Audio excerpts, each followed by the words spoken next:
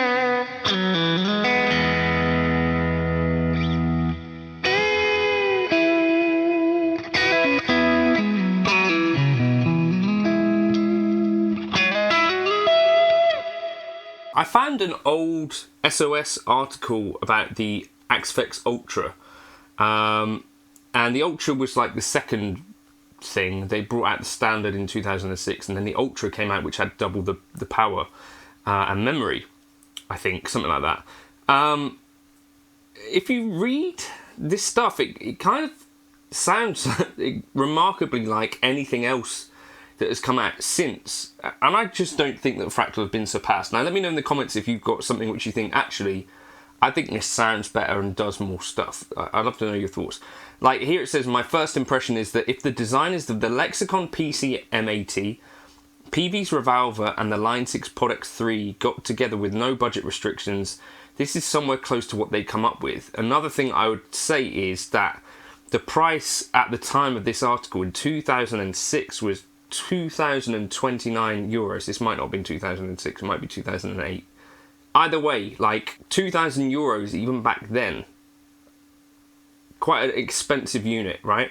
I think the Axe-Fx is the first unit to use IRs. And if you hear, the Axe-Fx's cabinet emulations are based on impulse responses or IRs taken from real speaker and mic setups, a technique that generally produces very accurate results.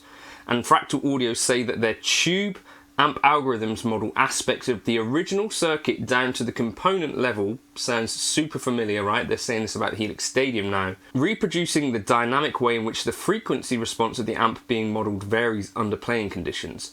Power amp damping, rectifier sag and transformer characteristics are all modelled and can be adjusted by the user. They've gone into this level of detail for over 50 amplifier types teamed with 39 speakers, 10 microphone types and a host of stomp boxes and rack effects. However, the designers also point out that many of their modelled effect devices are designed for optimum playability rather than as copies of specific devices. Keen to point out that they take the technical sound quality of the unit very seriously, 24-bit Cirrus Logic converters back in the day. A lot of these things, I just don't think they've really been surpassed. So the 4x12 grid is more flexible than any other thing that's come out since. So the Quad Cortex and the Helix are basically the same because the Quad Cortex copied the Helix routing. They're not as flexible as the Axe-Fx, grid. In terms of actual amount of amps, you don't get more than what is in the Axe-Fx. I think the only other thing that's rivaled, really, in terms of uptake, and I don't know whether it's a different approach really, but the Kemper came out in 2011, and I think that was pretty much as game-changing, if not a little bit more, because it was cheaper and more available as well. So that's the thing that's always held Fractal back a little bit, is that the units are just not really in shops. It's like a direct consumer kind of situation. But I'm going to show you some things in this video that I think still put Fractal at the top of the list. And one of those key things is that you can get into the amp model and you can see the workings that basically the team at Fractal have done. It's not just willy-nilly like this is how we think that amp sounds. Like it used to be like that before the Axe-Fx. Like you look at what Line 6 used to do, they weren't getting down to this level of detail. And I guess arguably you might even say that with the Helix Stadium kind of marketing, they're saying that they're now doing component level modeling, and even like I think what they call it circuit dress and that sort of stuff, like bits of cabling.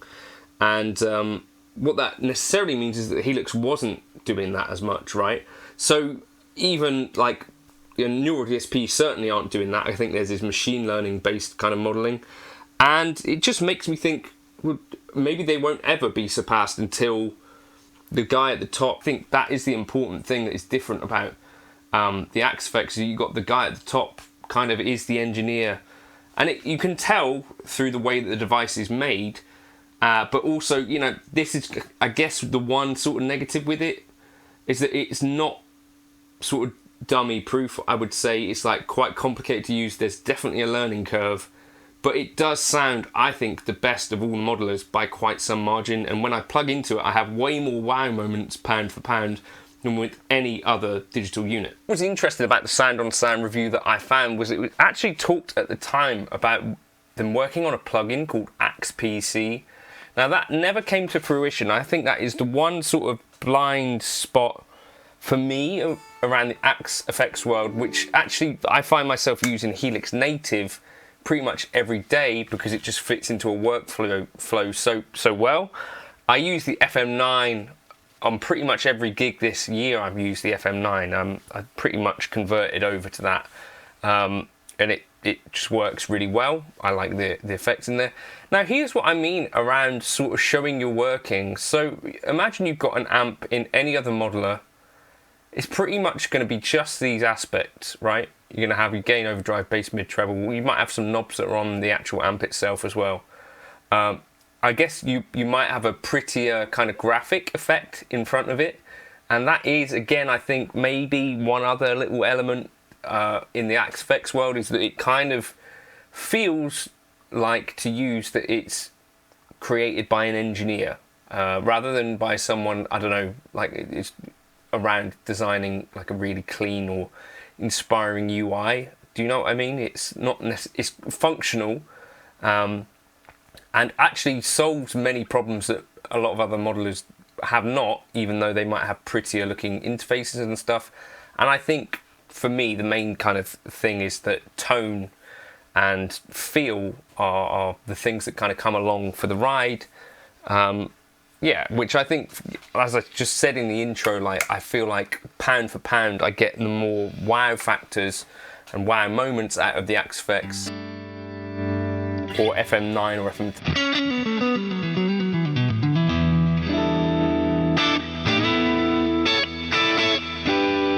than other units, and it just kind of feels different under the fingers. Now, here you have like there's this idea of an ideal. So what if this amp had pretty much all of the things that some amps could have?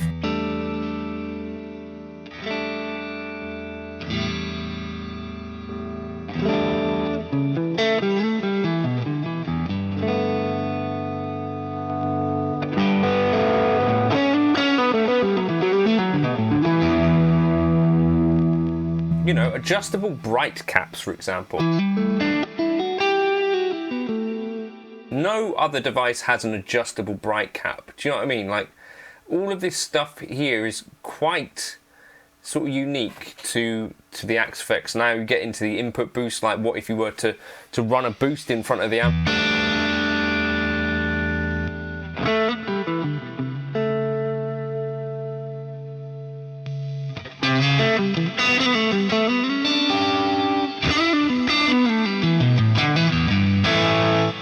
You know, so you could put on a 12 dB boost at the front of your signal chain there, or front of the amp, sorry. Changing your transformer, matching and drive, speaker impedance, bias excursion. Like, it shows that behind the scenes there is a massive sort of algorithm, and I think this is why the Axe-Fx kind of amp modeling is still unrivaled, because they're doing these things, I think, differently to other companies still. You know, get in and change the power tubes, for example. No other modeler can do that, really.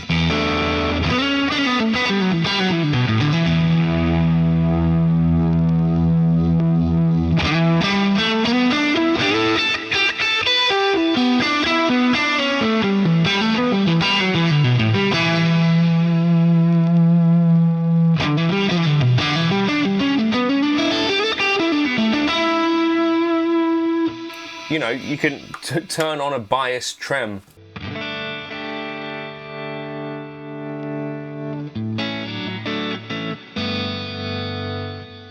No, supply sag, that was one of the things that the original Axe-Fx would do, but since then I think it'd be fair to say all of these things, like changing the speaker impedance curve, that they're just doing things differently. And then of course you've got like the ultimate ability to edit all of these factors, and that can be a bit overwhelming, to be fair. Like, you know, if you just want to put together a preset quickly, maybe you're going to find, actually, I'm not sure where some of this stuff is, and certainly editing on the unit itself as well, it's got a big learning curve.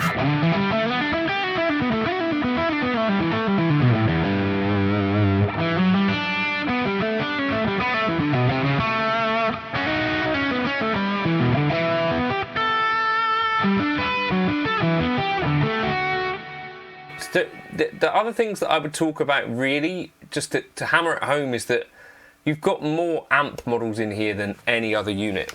You know, whatever it happens to be that you're looking for, whether it's plexis, whether it's Mesa Boogie amps, whether it's Trainwreck amps, whether it's vintage Fenders, whether it's whatever you're looking for, Friedman amps, odd little amps like Carolan Tucanas or whatever, you're going to find more amps in this particular ecosystem than anything else.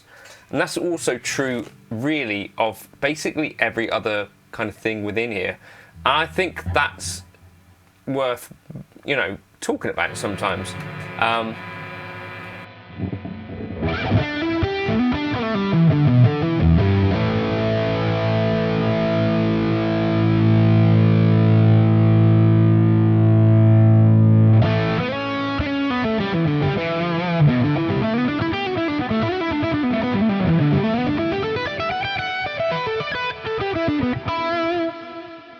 Not only that, but some of the effects in here I think are just amazing.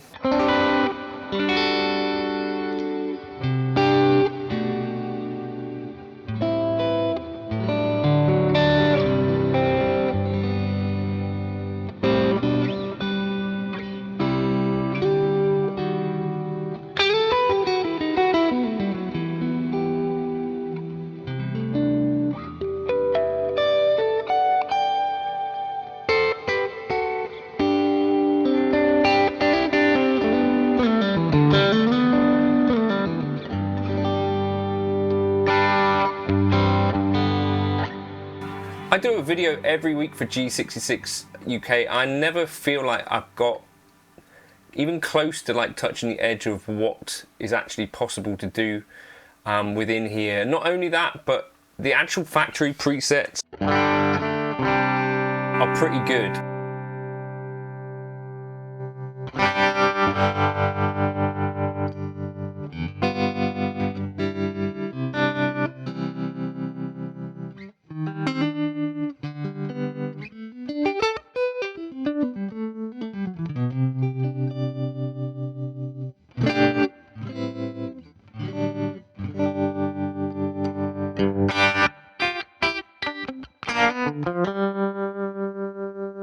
And whether you're looking for sort of heavier tones or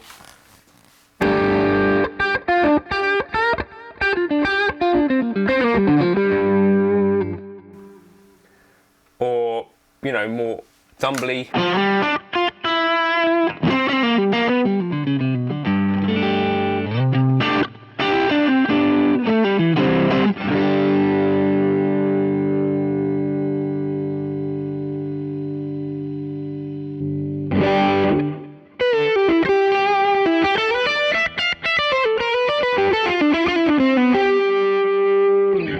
And also things like this here.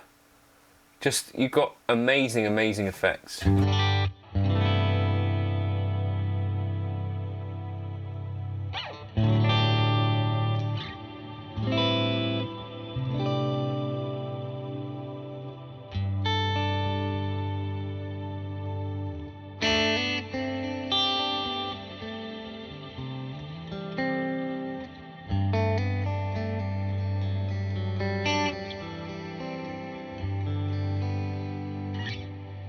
As well as sort of editability and complexity that is just not really possible in many, many other units.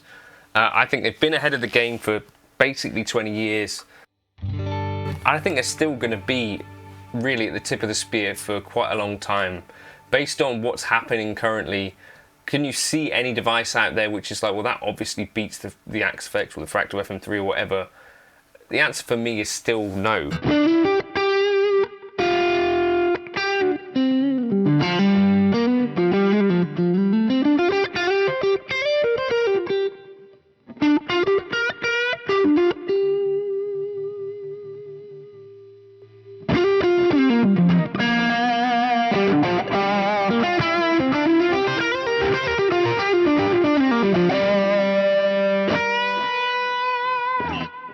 Yeah, great sounding unit. More stuff that than you can shake a stick at, and you know, a heritage of, you know, creating incredible sounding algorithms that is not really stopped. I don't know. I don't think they've been topped, and I don't think they will be for a long time.